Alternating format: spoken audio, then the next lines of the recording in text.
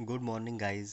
आज हम डीएलएड के सेकेंड सेमेस्टर गणित में अलजेब्रा यानी कि बीजगणित टॉपिक शुरू करेंगे। उसमें हम आज समीकरण और सौरसमीका का अर्थ पढ़ेंगे। उससे पहले आज हम यह समझते हैं कि समीकरण क्या होता है, यानी कि इक्वेशन।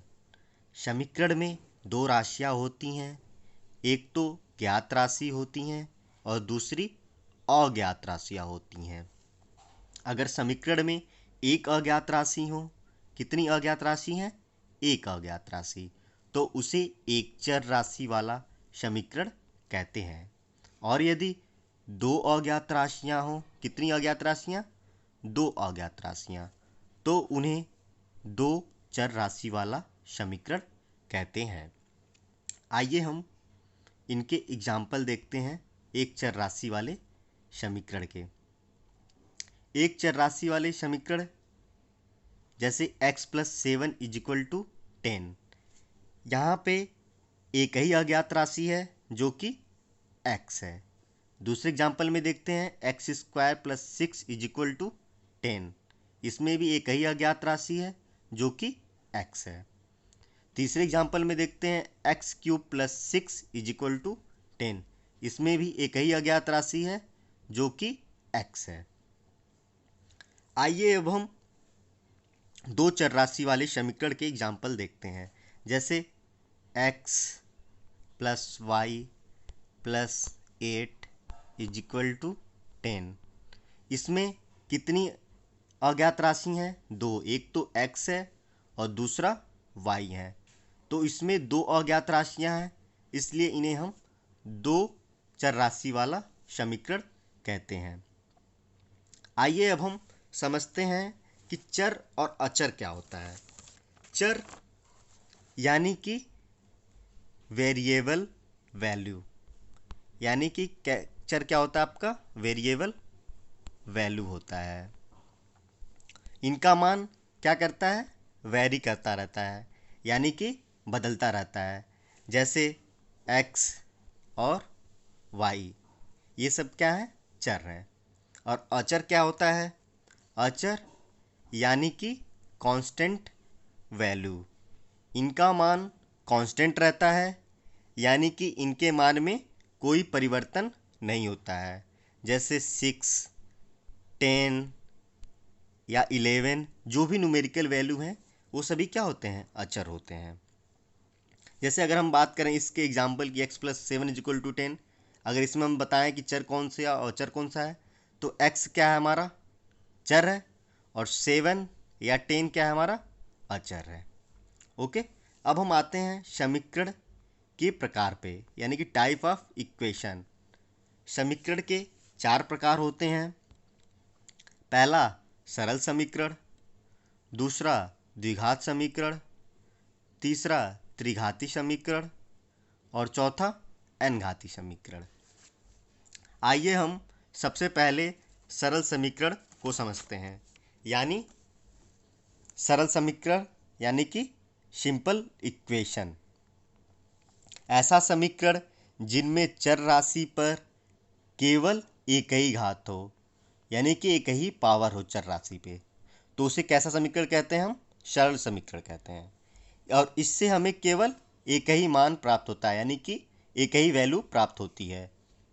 जैसे x plus 10 is equal to 10। अगर आप देखें इसमें चर राशि कौन सा है?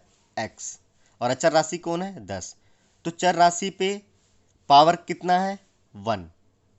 तो कैसा समीकरण हो गया? ये सरल समीकरण हो गया। ओके, और इससे हमें केवल एक ही मान प्राप्त होगा। अगर आप इस प्लस 10 को इधर ट्रांसफर करोगे तो ये प्लस 10 क्या हो जाएगा? इधर आने पे माइनस 10 हो जाएगा। तो x की कितनी वैल्यू प्राप्त हुई? हमें एक ही वैल्यू प्राप्त हुई। तो ये कैसा समीकरण हो गया? हमारा सरल समीकरण हो गया। अब हम आते हैं दूसरे प्रकार पे, द्विघाती समीकरण, जिसे हम इंग्लिश में क्वाड्रेटिक इक्वेशन कहते हैं। इसको हम ax square plus b x plus c is equal to 0 के रूप में प्रकट करते हैं, जहाँ a, b और c ये कैसी राशियाँ हैं? अचर राशियाँ हैं। और चर राशि कौन सी हो जाएगी आपकी? एक्स हो जाएगी। ओके, द्विघात समीकरण में चर राशि कौन है? एक्स। इस द्विघात समीकरण चर राशि में एक्स पे कितनी पावर है? 2। कितनी घात है? 2। एक्स पे कितनी घात है? 2।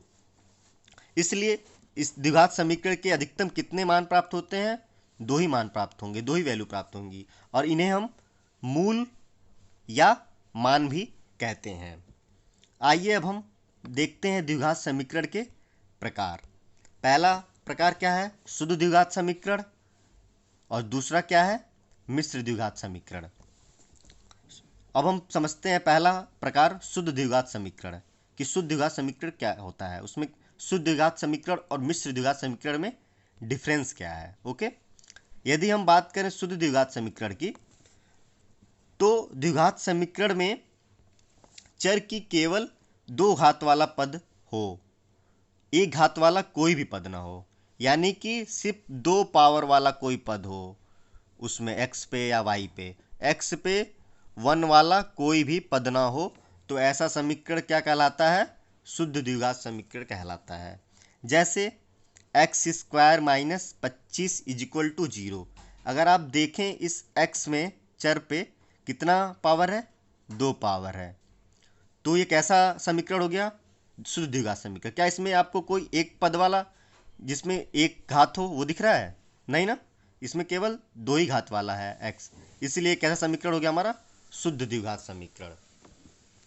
ओके, अब हम आते हैं कि शुद्ध द्विघात समीकरण को हल कैसे करते हैं। ठीक है, जैसे ये x square minus 25 is equal to 0 है, अगर इसको हमें सॉल्व करना हो तो इस माइनस 25 को आप इधर ट्रांसफर करोगे, तो ये माइनस 25 है, तो अगर इधर आएगा तो कैसे क्या हो जाएगा? प्लस 25 हो जाएगा। और यहाँ पे एक्स स्क्वायर है, तो दोनों साइड क्या ले लेंगे? लेफ्ट हैंड साइड और राइट हैंड साइड क्या ले लेंगे? स्क्वायर वो निकाल लेंगे, वर्गमूल निकाल लेंगे हम।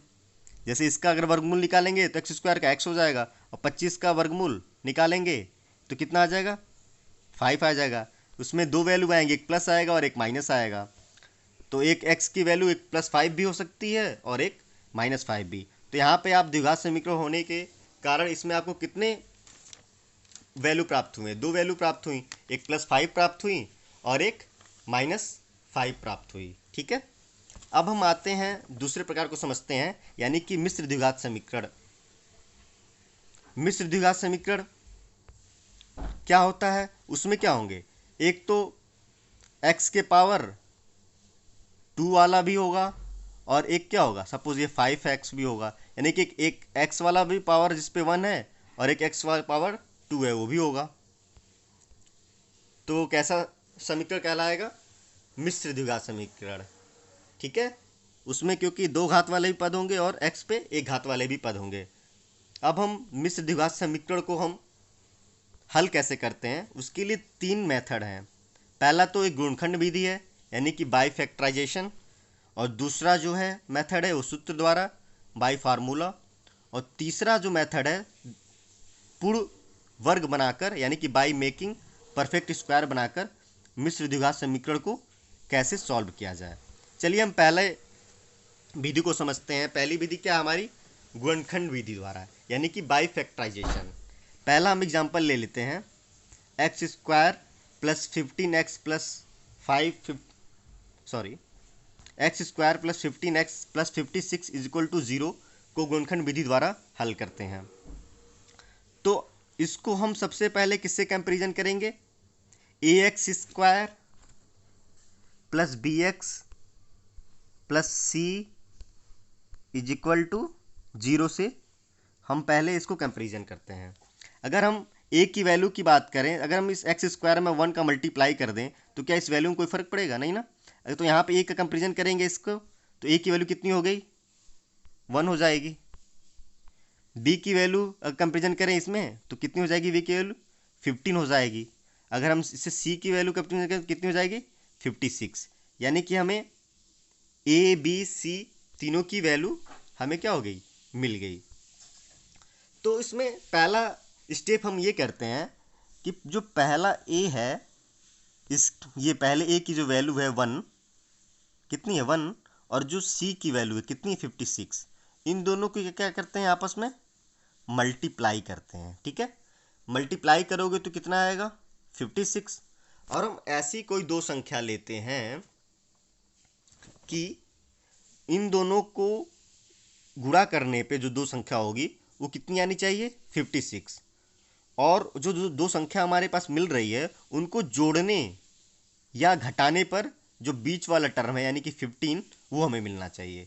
तो सपोज मैंने कोई दो नंबर लिया 8 इंटू 7, उनको गुणा करने पे कितना आ गया 56 आ गया, 56 आ गया। और इन दोनों को जोड़ने पे 8 प्लस 7 कितना आ गया 15, यानी कि हमारा ये बीच वाला टर्म भी आ गया। तो हमारा 8 प्लस 7 हम इस 15 की जगह हम वैल्यू क्या कर सकते हैं पुट कर सकते हैं। जैसे मैंने उसकी जगह क्या कर दिया 8x², इसको तो जस्ट उतार लिया वैसे ही, फिर x को उतारा उस 15 की जगह मैंने 8 प्लस 7 पुट कर दिया और प्लस 56 को भी ऐसे ही लिख लिया इज इक्वल टू 0। अब क्या करना है आपको, इस x², इस x का मल्टीप्लाई इसमें होगा 8 में, फिर उसके बाद एक बार 7 में होगा तो x² हो जाएगा ये। तो इस x का मल्टीप्लाई 8 में होगा तो 8x होगा, और इस x का मल्टीप्लाई 7 में होगा तो 7x होगा और प्लस 56। ओके, अब हम इन दोनों को x² प्लस 8x को एक ब्रैकेट में कर लेते हैं और हम 7x प्लस 56 इक्वल टू 0 को एक ब्रैकेट में कर लेते हैं। इसमें आपको कुछ कॉमन दिख रहा होगा, इस वाले में क्या कॉमन दिख रहा है, यहाँ भी x है यहाँ भी x है, तो x क्या कर लेंगे हम कॉमन ले लेंगे। एग्जाम कॉमन लिया, आपको पता है कॉमन लेने का मतलब क्या होता है, भाग देना है कि डिवाइड करना है। अगर इसमें x कॉमन लिया तो इसमें भाग दो, x तो कैंसिल आउट हो जाएगा, बचना क्या है ओनली 1x। उसके बाद इस 8x में आप डिवाइड करोगे इस x से तो कितना आ जाएगा ओनली 8 आएगा। अब हम ऐसे ही इसकी बात करें 7x प्लस 56 में, इसमें कौन सा संख्या कॉमन है, अगर आप देखोगे तो 7 यहाँ भी है, इसमें भी 7 आएगा। अगर आप 7 कॉमन लेते हो तो आपको पता है कॉमन लेने का मतलब क्या होता है, डिवाइड करना। तो आप इस 7 से इसको डिवाइड करोगे 7x को तो क्या बचना है ओनली x आना है। इस 56 को डिवाइड करोगे 7 से तो कितना आना है 8 आना है। तो यहाँ पे आपका क्या आ गया x प्लस 8 हो गया इज इक्वल टू 0। अब आप देख रहे होगे कि एक x प्लस 8 तो यहाँ भी आया हुआ है और एक x प्लस 8 यहाँ भी आया है, यानी कि दोनों जगह आया हुआ है, तो हम क्या कॉमन ले सकते हैं x प्लस 8। अब हम x प्लस 8 कॉमन ले लिया मैंने, जब x प्लस 8 कॉमन लिया मैंने तो ये क्या हो जाएगा, आपको पता है कॉमन लेने का मतलब क्या होता है डिवाइड करना।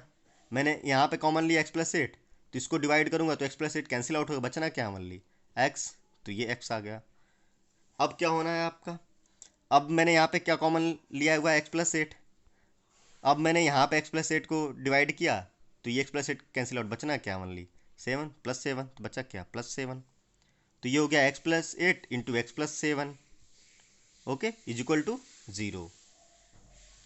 अब आप क्या करोगे, इस x प्लस 8 की वैल्यू को एक बारी इसके 0 के इक्वल कर दोगे और एक बारी x प्लस 7 की को इसके 0 के इक्वल कर दोगे। ओके, अब x plus 8 is equal to 0 किया आपने तो कितना आ गया x की वैल्यू, इस प्लस 8 को इधर ट्रांसफर करोगे तो कितना आ जाएगा -8 आ जाएगा। और इस अगर x प्लस 7 की बात करें इज इक्वल टू 0 तो इस प्लस 7 को इधर ट्रांसफर करोगे तो इसकी वैल्यू कितनी आ गई 0, यानी कि हमें x की दो वैल्यू मिल गई, एक -8 मिल गई और एक -7, यानी कि द्विघात समीकरण है, इनकी दो वैल्यू हमें प्राप्त हो गई। ये हम गुणनखंड विधि के द्वारा इसको सॉल्व कर लिए। ठीक है, आइए अब हम एक और एग्जाम्पल समझते हैं कि x² minus 11x plus 28 is equal to 0 को गुणनखंड विधि द्वारा हल करें। ओके, अब हम देखते हैं इसमें भी x² माइनस 11x प्लस 28 को किससे कंपेरिजन करेंगे, उसी से ax² plus bx plus c is equal to 0 से क्या करेंगे हम कंपेरिजन करेंगे। तो अगर आप यहाँ पे 1 का मल्टीप्लाई करो x में तो कोई फर्क नहीं पड़ना, तो यहाँ a की वैल्यू कितनी हो गई 1, यहाँ पे b की वैल्यू कितनी है 11, c की वैल्यू कितनी है 28, यानी कि हमें a b c की वैल्यू मिल गई। अब आपको क्या करना होता है, पहले स्टेप में आपको इस वाले टर्म को a वाले टर्म को और c वाले टर्म को क्या करना होता है, यानी पहले और लास्ट टर्म क्या करना होगा मल्टीप्लाई। तो आपने 1 और 28 को मल्टीप्लाई किया तो कितना आ गया 28। अब आपको ऐसी कोई दो संख्या लेनी है कि उनको मल्टीप्लाई करने पे 28 आए और उनको जोड़ने या घटाने पे जो बीच वाला टर्म है वो मिले। तो आप कोई दो संख्या बताओ, जैसे 7 इंटू 4 लिया मैंने, 7 एंड 4 ले लिया, तो उसमें 7 और 4 को मल्टीप्लाई किया तो हमें कितना मिल गया, 28 भी आ गया, यानी कि संख्या आ गई मल्टीप्लाई करने पे। अगर हम 7 प्लस 4 को ऐड करें तो कितना आ गया, 11, यानी कि बीच वाला टर्म भी आ गया हमारा 11। ओके, तो हमें दो संख्या मिल गई। क्या हम इस 11 की जगह अब हम 7 प्लस 4 लिख सकते हैं? तो मैंने लिख दिया एक्स स्क्वायर माइनस एक्स, इस 11 की जगह मैंने 7 प्लस 4 लिख दिया, प्लस 28 इज इक्वल टू 0। अब क्या करना है आपको, इस x से मल्टीप्लाई करना है इस 7 में, और इस x को मल्टीप्लाई करना है इस 4 में। ठीक है, अब मैंने मल्टीप्लाई किया, एक्स स्क्वायर हो गया, इस x को मल्टीप्लाई किया -7x, अब ये -x मल्टीप्लाई होगा प्लस 4 में तो -4x हो जाएगा, प्लस 28 इज इक्वल टू 0। अब मैंने यहाँ पे इन दो को पकड़ूंगा और इन दो को पकड़ूंगा, इसमें आपको क्या दिखेगा, x क्या क्या दिखेगा, कॉमन दिखना है, कॉमन लेना है आपको। यहाँ पे एक x कॉमन दिख रहा है, यहाँ भी x कॉमन दिख रहा है, तो हम क्या करेंगे, यहाँ से x कॉमन ले लिया मैंने। आपको पता है कॉमन लेने का मतलब क्या होता है, डिवाइड करना। तो ये हो जाएगा हमारा x माइनस 7 हो जाएगा, x से x कैंसिल आउट हो जाएगा, एक x बचना है, इस 7x को डिवाइड किया तो ओनली क्या बचना है, -7, तो ये हो गया हमारा -7। अब हमने क्या किया, इसमें आपको कौन से संख्या कॉमन दिख रही है, 4 कॉमन दिख रहा है, यहाँ भी 4 दिख रहा है, इसमें भी 4 आ जाएगा मल्टीपल्स में भी। तो इस 4 मैंने कॉमन लिया, तो इसको डिवाइड करना है, कॉमन लेने का मतलब क्या होता है, डिवाइड करना। 4 से 4 डिवाइड किया तो 4x, 4 कैंसिल आउट हो गया, बचा क्या, ओनली x बचा। अब मैंने क्या किया, इस 28 को 4 से डिवाइड किया, 4 से 28 को डिवाइड किया तो बचना क्या, ओनली 7। और ये माइनस कैसे हो गया, क्योंकि -4 था, -4 को आप 28 से डिवाइड करोगे तो कितना आना है आपका आंसर, -7 ही आएगा। तो ये हो गया इक्वल टू 0। अब आप देख रहे हो कि यहाँ भी x-7 हमें मिल गया, यहाँ भी हमें x-7, तो दोनों जगह से हम x-7 क्या ले सकते हैं, कॉमन ले सकते हैं। अब मैंने x-7 कॉमन लिया, आपको पता है कॉमन लेने का मतलब क्या होता है, भाग देना। इसमें कॉमन लिया x-7 तो ये कैंसिल आउट हो जाएगा, बचना क्या है, ओनली x बचना है, तो ये हो जाएगा हमारा x। अब मैंने यहाँ पे कॉमन लिया x-7 से क्या होना, x-7 कैंसिल आउट, बचना क्या, -4, तो अब मेरा क्या हो गया यहाँ -4, तो ये एक हो गया हमारा x-7 into x-4 is equal to 0। अब हम इस x-7 को अब हम इक्वल कर देंगे एक बारी इस 0 के, और x-4 को हम एक बारी इसको इक्वल कर देंगे 0 के। तो अगर हम इक्वल करते हैं x-7 इज इक्वल टू 0, तो यहाँ पे -7 अगर इधर आएगा तो ये +7 हो जाएगा, x की वैल्यू कितनी आ गई, +7। अगर हम लेते हैं x-4 इज इक्वल टू 0, तो -4 को अगर हम इधर ट्रांसफर करते हैं तो ये +4 हो जाएगा, तो एक बारी x की वैल्यू कितनी आ गई, 4। ठीक है, अब हम इसको हम किस मेथड के द्वारा सॉल्व कर लिए, गुणनखंड विधि के द्वारा। चलिए आज हम बस यहीं तक करते हैं गुणनखंड विधि द्वारा, और सूत्र के द्वारा कल करते हैं, और वर्ग के द्वारा कल सॉल्व करते हैं। चलिए, थैंक यू सो